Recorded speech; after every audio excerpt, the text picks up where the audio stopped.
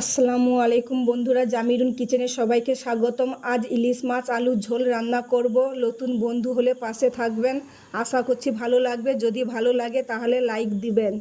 মাছকে বেছে কেটে ধুয়ে নেব। মাছ আলু ঝোল করার জন্য মাছকে খুব সুন্দরভাবে ধুয়ে নিয়েছি। আলুটাও ধুয়ে নেব।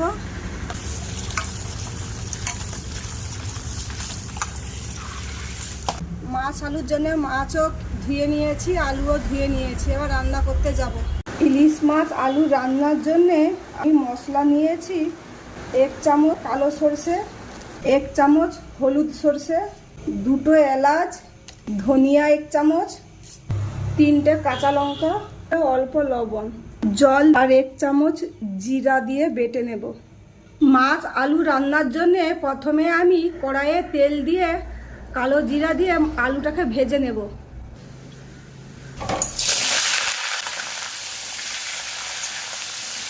লবণ দেব, লবণ দিয়ে কিছুক্ষণ ভেজে নেব।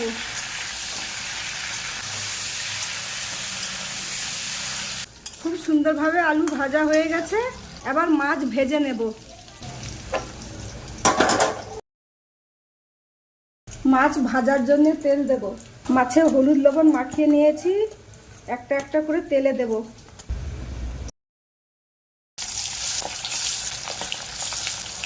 এটা তো ইলিশ মাছ, তাই বেশি ভাজবো না, হালকা করে ভেজে নেব। 1 পিঠ দিয়েছি, 1 পিঠ উল্টে দেব।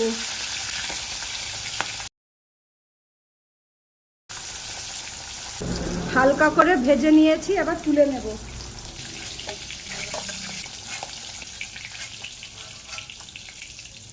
বাদ বাকি মাছটা এইরকম করে ভেজে নেব।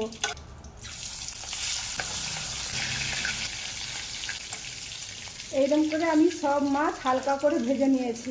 রান্নার জন্য মাছ ভাজা তেল দেব। রান্নার জন্য কাঁচা লঙ্কা দেব, পেঁয়াজ কুচি দেব, কিছুক্ষণ ভেজে নেব। আদা কুচি দেব, আদা কুচি দিয়ে কিছুক্ষণ ভেজে নেব। আমি কিন্তু রসুন ইলিশ মাছে দেবো না, শুধু আদা দিয়েছি। এবার একটা একটা মশলা দেব। হলুদ গুঁড়ো, লঙ্কা গুঁড়ো, আমি যে পেস্ট করেছিলাম সরিষার ওটা দেব। অল্প করে জল দেব। মশলাকে কিছুক্ষণ কষে নেব। পরিমাণ মতো লবণ দেব।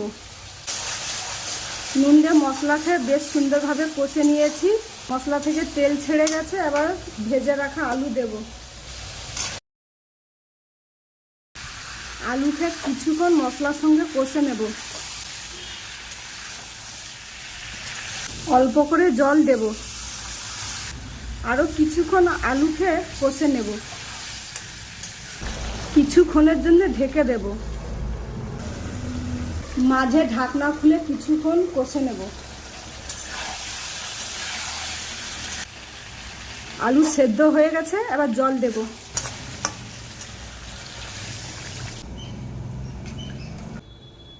ঝোল ফুটে গেলে মাছ দেব। ঝোল ফুটে গেছে, এবার ভেজে রাখা মাছ দিয়ে ঢেকে দেব।